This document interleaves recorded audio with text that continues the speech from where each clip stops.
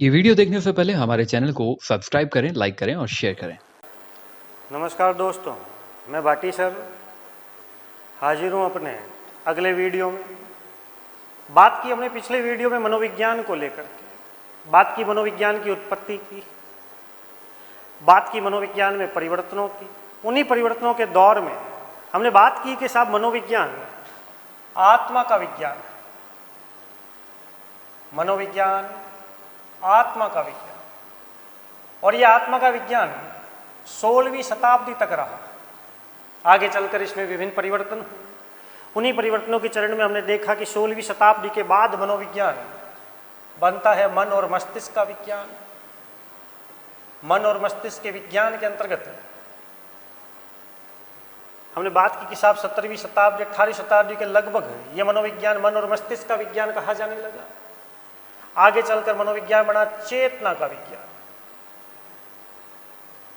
चेतना का विज्ञान, चेतना के विज्ञान से कई बार प्रश्न हमें पूछे जाते हैं, बड़े ही व्यवहारिक प्रश्न आते हैं कि साहब क्या है चेतना का विज्ञान, कब आया चेतना का विज्ञान, क्या होता है चेतना, चेतन कौन है। तो इसी के बारे में हम चर्चा करते हैं। साहब चेतना का विज्ञान 19वीं शताब्दी में आता है। मनोविज्ञान को चेतना का विज्ञान कहने वाले कौन है? तो बात करें हम 16वीं शताब्दी मनोविज्ञान आत्मा का विज्ञान। आत्मा के विज्ञान को मानने वालों में प्लेटो, अरस्तु और देकार्ते के नाम उल्लेखनीय है। देकार्ते 16वीं शताब्दी का दार्शनिक है। प्लेटो, जिसकी चर्चा हमने पीछे की, 4वीं शताब्दी ईसा पूर्व। तो 4वीं शताब्दी ईसा पूर्व से लेकर के 16वीं शताब्दी तक, लगभग 2000 साल तक ये मनोविज्ञान आत्मा का विज्ञान रहा। उसके बाद ये 17वीं 18वीं शताब्दी मन और मस्तिष्क का विज्ञान बना। मन और मस्तिष्क का विज्ञान मानने वालों में थॉमस रीड और पोम्पोनोजी के नाम उल्लेखनीय है। यह मत मानने से जब इनकार किया गया, आगे चलकर आया चेतना का विज्ञान। चेतना के विज्ञान को मानने वाले कौन है? कई बार हमें यह प्रश्न पूछा जाता है। तो चेतना के विज्ञान मानने वालों में विलियम वुंट के नाम उल्लेख। विलियम जेम्स और विलियम वुंट को लेकर के बड़े ही महत्वपूर्ण प्रश्न बनते हैं, अनेकों प्रश्न बनते हैं। तो इस वीडियो में टॉपिक क्लियर करना चाहूँगा चेतना के विज्ञान के अंतर्गत क्या है चेतना का विज्ञान। लेकिन उसको करने से पहले हम छोटी सी एक विलियम जेम्स और विलियम वुंट से जुड़ी हुई विभिन्न बातों को, जो प्रश्नों के तौर पे हमें अनेकों बार पूछी जाती है, समस्याओं के अंतर्गत रख करके इनके बारे में चर्चा करते हैं। तो मैं बात करना चाहूँगा सन 1875 की। देखिए सर, देखिए साहब, बात है 1875 की। 1875 में अमेरिका में एक काल्पनिक कहानी, एक काल्पनिक कथन के जरिए मैं आपके सामने आपका ध्यान लाना चाहूँगा अपनी तरफ कि 1875 में अमेरिका में क्या होता है कि साहब दो दोस्त मिलकर काम शुरू करते हैं, और उन दो दोस्तों में विलियम जेम्स और विलियम वुंट के नाम उल्लेखनीय थे। विलियम जेम्स और विलियम वुंट दोनों अच्छे दोस्त हैं। काम शुरू होता है 1875 में अमेरिका में। विलियम जेम्स और विलियम वुंट मिलकर के कार्य शुरू करते हैं, और वो कार्य था मानव व्यवहार पर।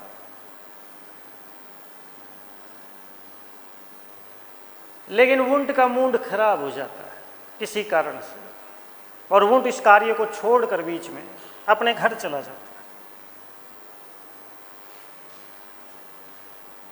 और विलियम वुंट का घर है, आप सबको पता है, कई बार ये पूछा गया कि विलियम वुंट कहाँ का निवासी था, जर्मनी का। तो विलियम वुंट चला।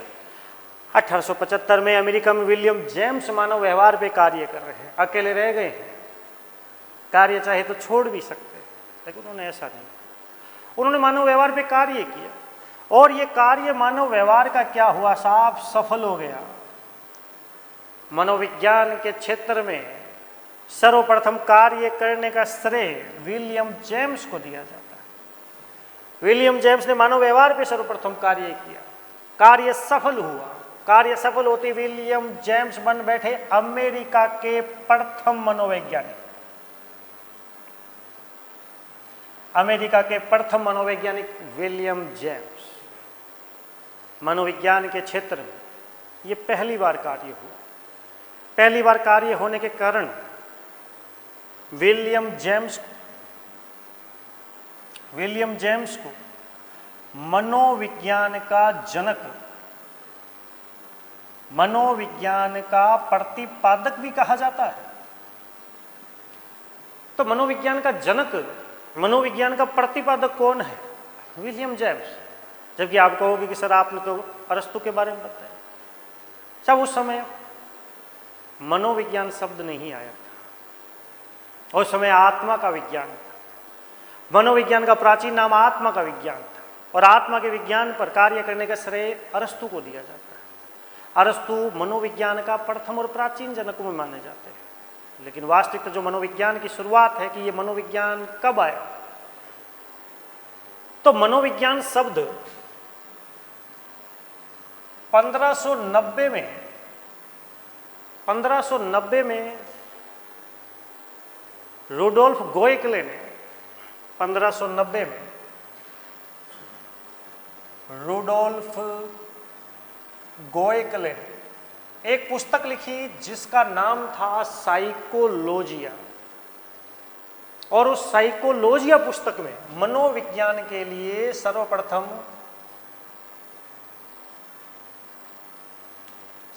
प्रथम बार साइकोलॉजी शब्द का प्रयोग किया। तो साइकोलॉजी शब्द कब आया? साइकोलॉजी शब्द आया 1590 में। किसने दिया? रुडोल्फ गोएकले। किस पुस्तक में इसका उल्लेख मिला कि साइकोलॉजिया पुस्तक इन्होंने लिखी, इसमें सर्वप्रथम मनोविज्ञान के लिए साइकोलॉजी शब्द का प्रयोग किया और उसी साइकोलॉजी को मनोविज्ञान कहते। और उसी मनोविज्ञान के क्रम में कि मनोविज्ञान का प्रथम मनोवैज्ञानिक विलियम जेम्स, उसी मनोविज्ञान में मनोविज्ञान का प्रतिपादक और जनक विलियम जेम्स। विलियम जेम्स कहाँ के थे साहब? अमेरिका में थे। इनका कार्य सफल हुआ, मानव व्यवहार का कार्य।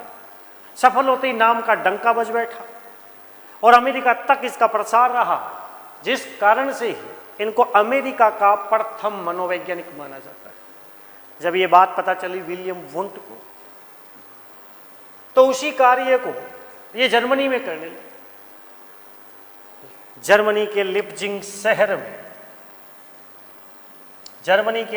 शहर में विलियम वुंट ने मनोविज्ञान की प्रथम प्रयोगशाला की स्थापना की और वहां पर उन्होंने मानव व्यवहार पे कार्य किया। और ये प्रयोगशाला की स्थापना होती है 1875 के ठीक 4 साल बाद 1879।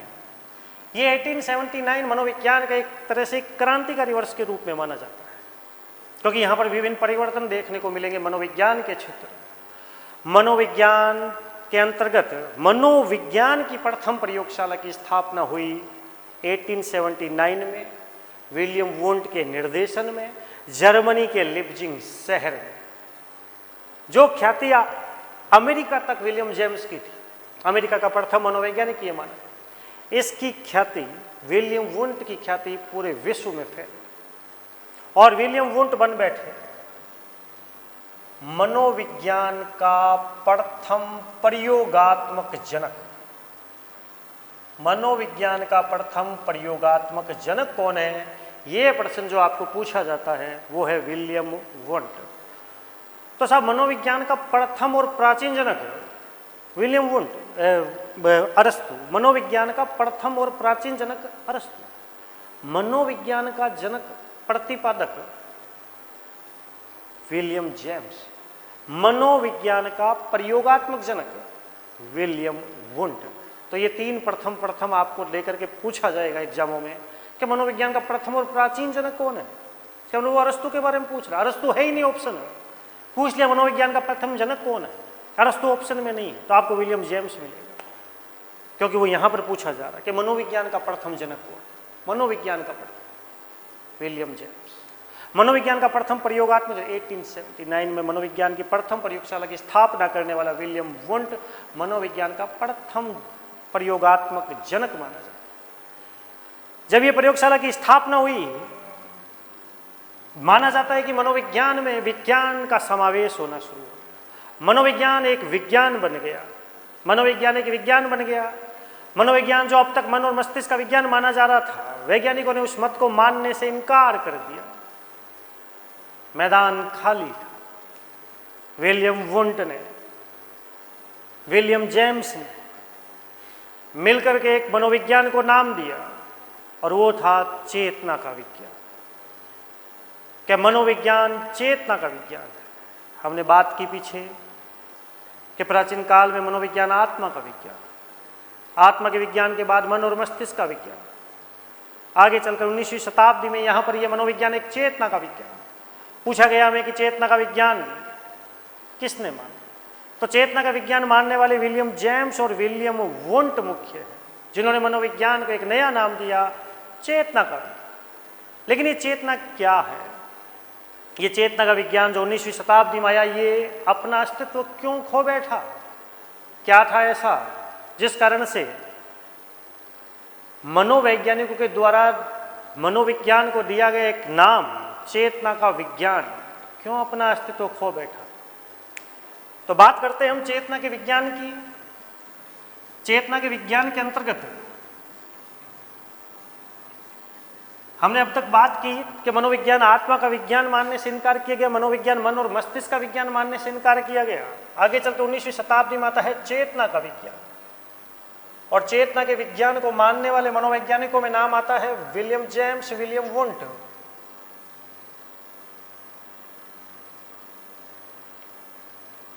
विलियम जेम्स अमेरिका का निवासी था, विलियम वुंट जर्मनी का निवासी था। पूछा गया कि चेतना का विज्ञान क्यों मानने से?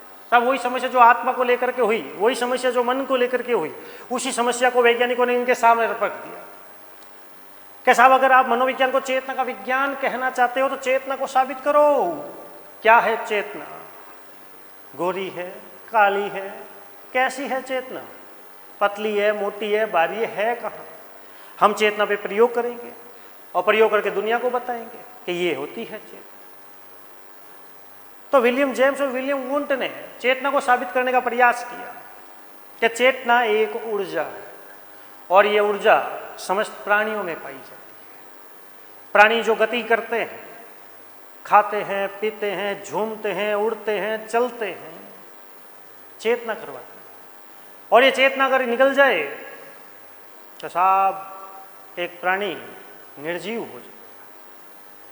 तो चेतना एक ऊर्जा है और ये समस्त प्राणियों में होती है। वो प्राणी गति करते हैं, ये चेतना ही उनसे वो सारे व्यवहार और कार्य करवाती है। और ये मनोविज्ञान उन व्यवहारों का अध्ययन करने वाला ही विज्ञान है जो एक चेतन व्यक्ति। तो वैज्ञानिकों ने ये पूछा, ये चेतना का जो विज्ञान है ये किनका अध्ययन करता है? चेतन व्यक्तियों का या चेतन प्राणियों का करता है? अर्ध चेतन का करता है? अचेतन का करता है? ये किनका अध्ययन करने वाला विज्ञान है? आपका चेतना का विज्ञान है जो। तो विलियम वुंट और विलियम जेम्स का ये मानना कि साहब इस चेतना के विज्ञान में केवल चेतन व्यक्तियों का अध्ययन किया जाता है। इस चेतना के विज्ञान में अर्ध चेतन और अचेतन का कोई स्थान नहीं है। क्यों नहीं स्थान है अर्ध चेतन और अचेतन का?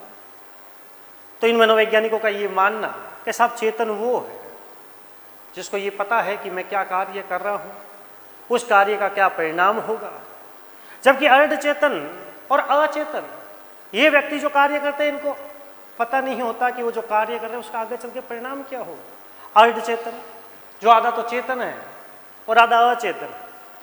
अचेतन जिसको तो कुछ भी होश नहीं है कि वो जो कार्य कर रहा है उसका परिणाम क्या होगा।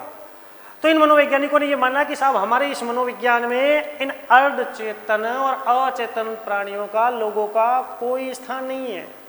ये चेतना का विज्ञान प्योर चेतना का विज्ञान है जो केवल चेतन प्राणियों का ही अध्ययन करेगा, चेतन व्यक्तियों का ही अध्ययन करेगा। और वो व्यक्ति और वो शामिल होंगे प्राणी जो अपने व्यवहार का खुद निरीक्षण कर सकते हैं, अपने कार्यों के परिणामों के बारे में खुद जान सकते हैं, ये सोच सकते हैं कि मैं जो कार्य कर रहा हूँ उसका परिणाम क्या होगा। तो वैज्ञानिकों ने ये बात कही कि साहब ये तो विज्ञान है, मनोविज्ञान एक शुद्ध विज्ञान, एक पूर्ण विज्ञान। इस विज्ञान में तो संसार के समस्त प्राणियों का अध्ययन किया जाता है। जो जीवित है। जीवित तो ये भी तो है, अर्ध चेतन भी तो जीवित है, अचेतन भी तो जीवित है, सांस ये भी लेते हैं, खाना ये भी तो खाते हैं, तो इनके व्यवहारों का अध्ययन क्यों नहीं हो पा रहा है? जबकि तो विज्ञान है, विज्ञान तो संपूर्ण अध्ययन करता है। अरे विज्ञान तो जिंदों का क्या, ये तो मुर्दों का भी अध्ययन करता है। ये सजीवों का तो क्या, ये निर्जीवों का भी अध्ययन करने वाला विज्ञान है। ये विज्ञान है साहब, ये विज्ञान है। लेकिन मनोवैज्ञानिकों इन बातों को नहीं माना। विलियम जैसे मानने से साफ इनकार कर दिया कि नहीं, हमारे चेतना के विज्ञान में केवल चेतन प्राणियों का अध्ययन, केवल चेतन व्यक्तियों का अध्ययन होता है, अर्ध चेतन अचेतन। और ये मत भी धीरे धीरे अपना अस्तित्व खो बैठा। आगे चलकर 20वीं शताब्दी में मनोविज्ञान को एक नया नाम मिलता है, वो है व्यवहार का विज्ञान। और ये व्यवहार का विज्ञान लेकर आने वाले हैं वाटसन। पूछा जाता है कई बार हमें कि मनोविज्ञान को व्यवहार का विज्ञान किसने कहा? मनोविज्ञान को व्यवहार का विज्ञान कहने वाले हैं वाटसन। 20वीं शताब्दी में मनोविज्ञान की चिंतन धारा की लकीर से अलग हट करके एक नवीन रूप लेकर के आए वाटसन, जिन्होंने मनोविज्ञान को व्यवहार का विज्ञान, और उस व्यवहार के अंतर्गत इन्होंने चेतनों, अर्धचेतनों, अचेतनों सभी को शामिल किया और बताया कि मनोविज्ञान व्यवहार का विज्ञान है, जो मानव व्यवहार, मानव संबंधों सभी का अध्ययन करने वाला विज्ञान है। वाटसन की इन बातों को, इन मतों को माना गया। पूछा गया हमें एग्जामों में कि वाटसन कहाँ का निवासी था? वाटसन अमेरिका का निवासी। वाटसन ने मनोविज्ञान को व्यवहार का विज्ञान कहा। वाटसन ने मनोविज्ञान को व्यवहार का शुद्ध विज्ञान कहा, व्यवहार का शुद्ध विज्ञान कहा। वाटसन ने मनोविज्ञान को व्यवहार का धनात्मक विज्ञान कहा। वाटसन ने मनोविज्ञान को व्यवहार का निश्चित विज्ञान कहा। अनेक रूपों में व्यवहार का विज्ञान के नाम से जो परिभाषाएं आपको देखने को मिलती है, वो वाटसन द्वारा दी गई अनेक परिभाषाओं में शामिल है। तो वाटसन ने 20वीं शताब्दी में मनोविज्ञान को व्यवहार का विज्ञान कहा। आगे चलकर 21वीं शताब्दी में भी मनोविज्ञान व्यवहार का विज्ञान माना जाता है। प्रश्नों को घुमा फिरा करके हमें कई बार ये पूछा गया कि 20वीं शताब्दी में मनोविज्ञान क्या था? व्यवहार का विज्ञान। 21वीं शताब्दी में मनोविज्ञान क्या था? व्यवहार का विज्ञान। वर्तमान में मनोविज्ञान क्या है? व्यवहार का विज्ञान। व्यवहार का विज्ञान किसने माना? वाटसन। वाटसन कहाँ का था? अमेरिका का। आज वर्तमान में मनोविज्ञान व्यवहार को लिए, मनोविज्ञान व्यवहार का अध्ययन करता है। व्यवहार का अध्ययन करके प्राणियों के व्यवहारों को जानने का प्रयास किया जाता है। हमने देखा कि 16वीं शताब्दी के बाद में जो विभिन्न परिवर्तन होते हैं मनोविज्ञान के अंतर्गत, जिसमें मन, मस्तिष्क, चेतना से होते हुए व्यवहार पर मनोविज्ञान आकर के ठहरा है। और आज वर्तमान में मनोविज्ञान एक व्यवहार का विज्ञान। व्यवहार सबसे इंपॉर्टेंट टॉपिकों में अगले चरण में हम चर्चा करेंगे साहब। शिक्षा मनोविज्ञान की बात की हमने अभी, मनोविज्ञान की। अगर आपको ये वीडियो अच्छा लगे तो आप लाइक और शेयर ज़रूर करें। धन्यवाद।